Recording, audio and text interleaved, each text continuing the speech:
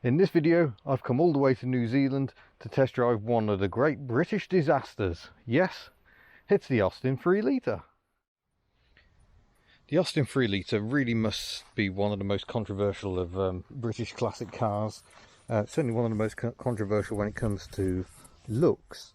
This was an attempt by British Motor Holdings, a collaboration of various companies, to build a new luxury car to replace the aging Farina saloons, the Westminsters and the Van der Pla Princess models, there is no hiding the fact that the middle of this car is a land crab, a front wheel drive transverse engined isogonous penned replacement for the smaller Farina saloons that didn't really manage to achieve that because it was so, well, odd. It wasn't the finest effort of isogonous, it started people questioning his abilities in BMC. So this car was developed without isogonous. He had no input into this model. Apparently he was somewhat horrified by it and kept his distance, but the management at British Motor Holdings knew they needed a big luxury car, and the Land Crab, even in plush Wolseley 1885 form, was not it. So this car was somewhat hastily developed using a lot of suspension design work that was actually developed on a model they were co-working on with Rolls-Royce and Bentley. Those models eventually came to nothing, but the technology lived on. It's rear wheel drive, not front wheel drive, so it's been completely re-engineered, and just for good measure it's got an engine which is exactly the same capacity as the outgoing 3 litre engine, 2912 cc, but completely re-engineered and unique to this car and the MGC, and no other. It now has various reworkings, which we'll get to in a moment, unfortunately the looks never really impressed all that much. In some ways the longer bonnet looks a bit better than the stubby nose on an 1800 Land Crab, but it's got exactly the same doors that would go on to see life on the Austin Maxi. The longer tail I think works quite nicely, and probably the happiest aspect of this car is the rear 3/4 vision. You may notice there are one or two dotted about here in various states, but yeah, there are about 15 or so of these in New Zealand, and quite a lot of them are in this garden, and some will be restored and some are merely for parts, but these two especially are particularly nice. So if we start talking about the engine, we can just go and have a peek at this one over here. So here is the 2912 cc engine. It now has a 7 bearing crankshaft, which delivers negligible improvements in smoothness, but certainly adds to drag and so reduces power output quite substantially. We've got twin carburetors, particularly inefficient inlet manifold, and not superb exhaust manifold. And in terms of what these engines produce, it was claimed as 145 brake horsepower, but really they weren't close to that. Maybe that was an SAE figure or something, but more like 123, 125, somewhere in that region. You could get a few mods from companies like Downton to improve things, but certainly from the factory, not ideal. In terms of suspension, it's hydroelastic, the same as the Land Crab, which means you've got a displacer for each wheel, 4-wheel independent suspension, even with the rear wheel drive. But there are further improvements here. There are struts at the back that allow self-leveling, much like a hydraulic Citroen. In fact, if we have a peek down here, you can see that's the pump that provides the hydraulic pressure for the rear self-leveling, but sadly such systems often don't work, so a little unfortunate. I don't think it works on this example either. So it was a nice idea developed just for this car, but it didn't quite work. But all the work of Dr. Alex Moulton, who would go on to design the Hydra gas suspension that went under later Max's, the Princess and the Metro and the MGF. So it should offer a really good ride. We shall go for a drive shortly and see if that's true. Both these cars feature a Borg-Warner automatic gearbox. So let's have a peek inside this one. This one's called Blackberry for fairly obvious reasons. Original paint. So there are imperfections, but otherwise, you know, for the age, that's quite remarkable. Bit of typical New Zealand sun damage to the screen rubber, but yeah, really very sound condition on this one, which has covered 54,000 miles from new. Even the wood is in pretty good condition, but you'll notice this is supposed to be, you know, a director's car. This is meant to be for Mr. Head Honcho, and we've got plastic window winders and switchgear here that wouldn't look out of place in an 1100 or an Allegro. That's not really inspiring stuff. Very comfortable seats, as you'd expect, very thick padding, and very comfortable. We shall jump aboard. But yeah, unfortunately these seats are vinyl, and sorry, leg alert, and yeah, it's very hard wearing. You don't often see these seats with damage, but it's not ideal in a hot climate like, say, New Zealand. We've got this big steering wheel, complete with the oh yeah, that's meaty, the horn. We've got a little badge in the middle to try and add some classiness, but we've got the same indicator on a stick with the little light on the end, not always featuring tape, but you know, you'd find that in a Morris Minor, and you'd find a strip speedometer like this in an Austin 1100. So while the wood is good quality, yeah, the rest of it not quite so much. The previous owner has added some things. It's not quite that hot, but it is warm, so he's added that, and this Sony stereo, and this thing which is extra light, maybe, I don't really know what that is, but yeah, illumination for heater controls, of course, because these would not have been illuminated from the factory. So yeah, maybe that's a little light to light up the controls. Ergonomics have come a long way, people. But yeah, off, cold, hot, car ram boost or screen ram boost. So ram means just the airflow, and boost means with a fan helping.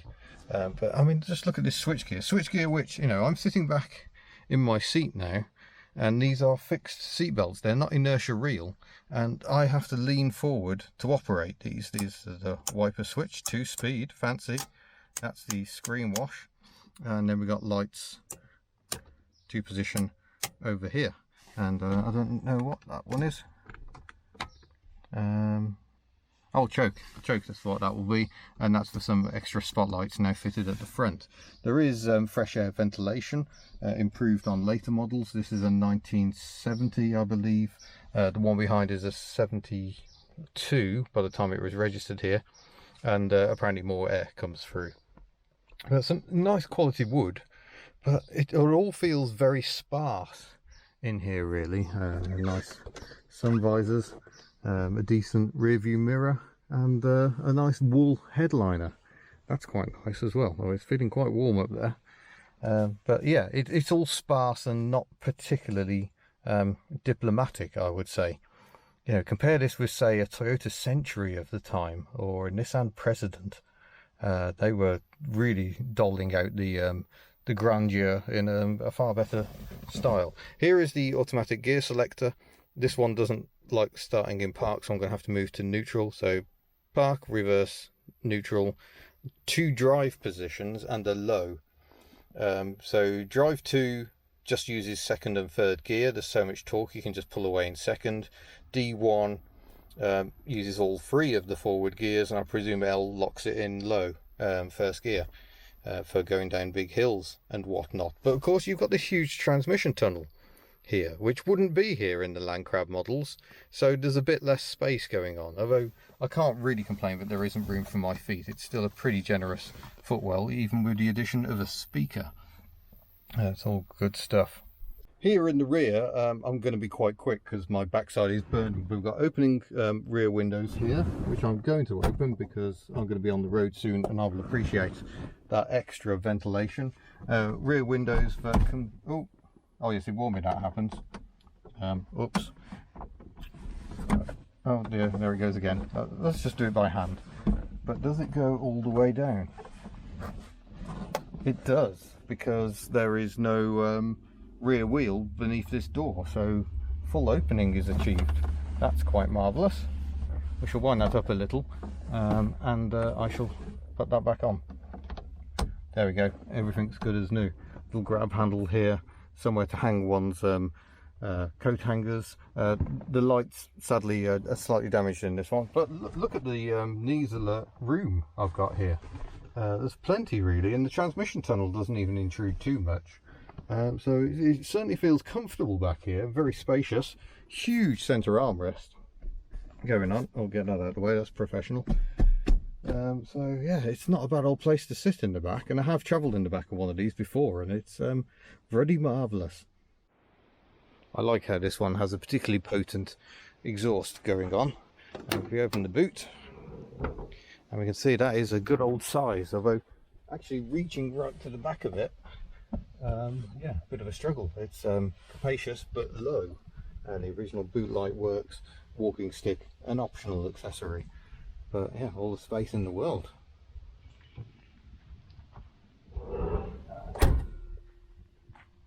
Proper noises. Before we get underway, I shall apply some ignition. I shall apply some screen wash. Oh, there we go. And put the wipers on. And it's a bit hard because the screen wash is disappearing almost as soon as it hits the windscreen.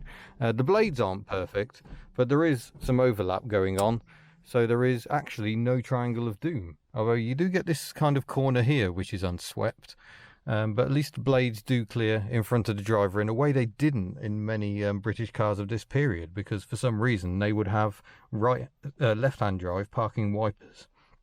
Look at Marinas, except the very early ones, and yeah, Allegros, Dolomites, etc. So this is better, and the wiper pivot is pretty much in front of the driver, so yeah, a good effort.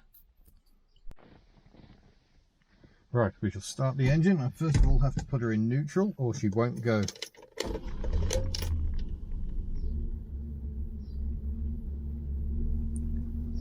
That's pretty refined, you have to say. I'm going to apply my seatbelt and we shall go for a drive. So here's how she goes. We're going to, I'm going to leave her in D2 because we're on the flat, and quite happy to pull away in second. And then pretty swiftly it drops into third gear as well, so you only use first really if you've got hill starts or some particular tricky terrain, otherwise it just wafts along. And what immediately strikes you is how good the ride quality is. This was the ultimate evolution of the hydrolastic system, where it's rubber and fluid.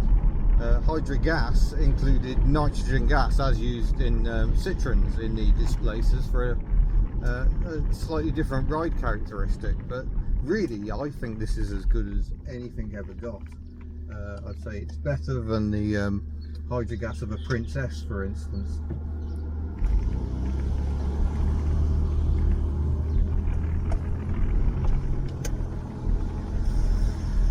Self-cancelling indicators there. It's got power steering, and the power steering is an unusual system. What it does is respond to the load, so the heavier the steering gets, the more it assists, which means when you're pushing on into the bends it's a little disconcerting because it actually gets lighter when you'd expect it to weight up. So that does take a little getting used to, but there's plenty of torque even if there isn't plenty of power. So in terms of actual top speed, I believe it's below 100 miles an hour, which for a big posh car is pretty rubbish, to be honest. But 60 limit and Ford Falcon estate allowing, we can get some speed up. There's a fair bit of wind noise, I'm afraid, because I need windows open or I will die, because it is fairly warm. But as you can see, it just lopes along magnificently, and it's absolutely no hardship to cruise along in. It just feels quiet and understated and just floats along. Well, I say float, it doesn't float like a Citroen. You can often sense the bumps, you know they're there, but they don't really jolt you. And it isn't a wobbly old barge either. It handles tidily because, after all, it owes so much of its structure to the land crab. Land crab has amazing torsional stiffness because Isogonus designed it not to use subframes. So effectively the whole body is the main structural unit, and so he made it incredibly stiff, and that just makes it feel very, very robust. So while it may not look much outside or indeed inside, it's when you drive the car it all comes alive, and it hasn't quite got the handling genius of a Jaguar XJ, also launched around the same sort of time. These were 67, the XJ was 68, but I think the steering is better. The steering in those XJs is too light. You get no confidence from it at all. And I believe the front calipers are shared with the XJ6 as well, so there's plenty of stopping power should you need it. Just magnificently effortless. I can't really hear the engine, I'm assuming it's doing something. I wonder if it'll kick down if I give it a bootful. Yes.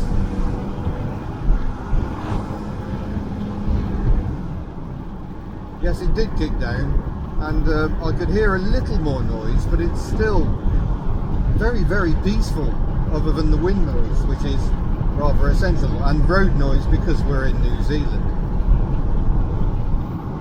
These cars must have been relatively successful here to survive in such strong numbers, and I suppose it's because this is really what you want for a Kiwi car. You want torque, you want that effortless vibe, but you haven't got to go very quickly because the top speed is only 100 kilometers an hour or 62 miles an hour. So you just want comfort. You want to be able to drive down roads like this and not have to think. And you can. The steering is quite direct. Well, actually, it's not that direct. I think it's about 4 turns lock to lock, but still, it doesn't have any vagueness, so it feels quite tight. I mean, this is a low mileage example, but I have driven others and they feel much the same. You just don't really need to slow down for bends, it just goes around them at corners in a very flat manner. Now, there were some interesting spin-offs that never quite happened. The Austin 3 litre was meant to be the introductory model.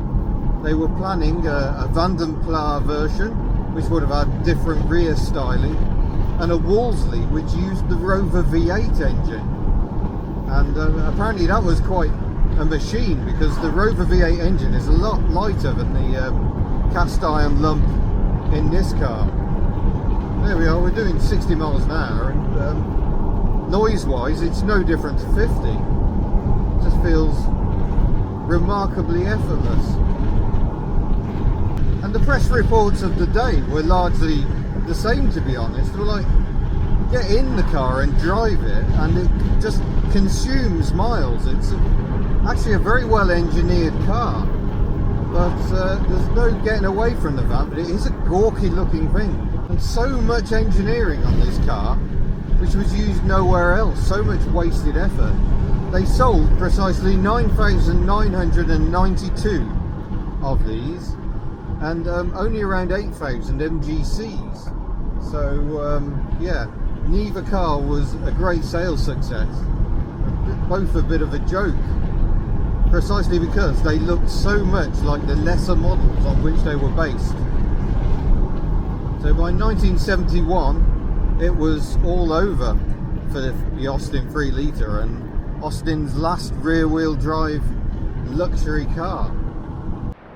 Oh, now I'm having to accelerate in second up a very steep hill because a cyclist lost me my momentum, and now I do feel the overall lack of grunt. It just yeah, the torque isn't as bountiful as you'd hope, and unfortunately the very poor manifolding is largely to blame for that. But I guess they thought out and out power wasn't what this car needed. So it's a good job companies like Downton existed that could extract a few more horses from these engines. They've got a lot of potential. There's a lot of power hidden there.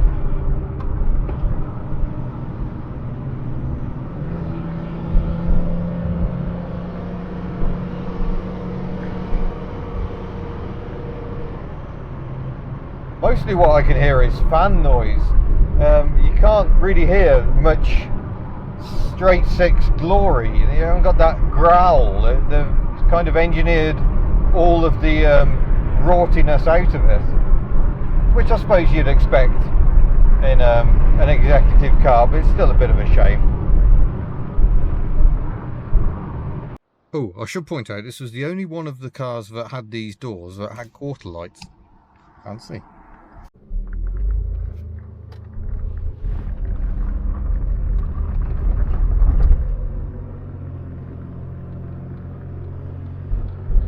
It's a very lazy automatic gearbox. It just wants to get into top gear whether you're in D1 or D2. So almost as soon as you're moving, it's got itself into top gear and it's just ambling along on the torque. So certainly not a sports car by any stretch of the imagination. The other issue is, because they didn't use leather, perhaps they were saving leather for the planned Wolseley and Van den Pla versions, you've got this kind of ambler vinyl, and gosh, it's sticky. It really is very, very warm on a warm day like this. My back is sweating. It's not very pleasant, to be honest. I'd be happier with cloth trim. Nothing wrong with a bit of velour. Yeah, this just has handling you don't expect. I'm still slowing down too much because I don't expect it to handle as well as it does, because you look at it and it looks like such a frumpy, awkward thing. You think, oh well, that's not going to have any grace about it. But that's the amusing thing about these cars. They have this superb ride. I just went over a really big bump in the road and you didn't even notice, did you? And I've been over, you know, uneven ground. They just waft along in supreme comfort. They are remarkable cars. So while they were terrible in their day, really, and deserved to do badly just because of how awkward they looked, I'm really glad that people are starting to appreciate them today. And if you can live with the looks, and let's face it, looks aren't everything in this world, yeah, you get an astonishing car, an undervalued, underappreciated one. But there is a small but very loyal following for these cars in the UK and also here in New Zealand, which is great to see. Yeah, just because something was a sales disaster doesn't necessarily mean it was actually rubbish.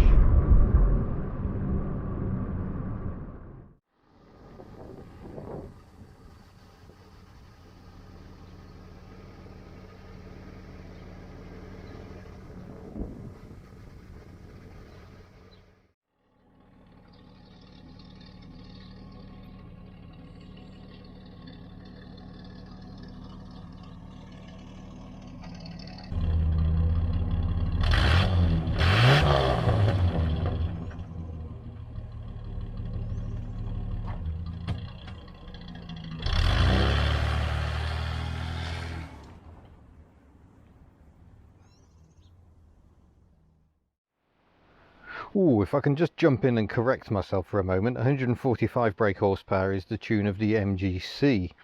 According to the brochure I have here in front of me, we are producing 123.6 bhp at 4,500 revs, so it's a low slugger of an engine. Torque is 161 pound-foot at 3,000. 7 bearing counterbalance crankshaft fitted with external vibration damper. Lovely. Oil capacity 11 pints, 6.24 litres. So there you go, some lovely information in this brochure. It is a fine brochure. Look how classy you could be in your Austin 3 litre. Up to you whether you decide to wear a tiara or not, or a perfect chauffeur vehicle maybe. Yeah, the lies contained within this brochure are quite extraordinary. I'll see if I can find some good ones. It has comfort, space and room to stretch your legs. That's certainly true. The driving compartment of the 3 litre saloon offers convenience, visibility, safety and of course comfort. Yeah, convenience. Switches you can't reach. Excellent. Safety is inherent. It includes anti-burst locks and rubber knobs on the window winding handles. It's not airbags, is it? Still, an interesting aside.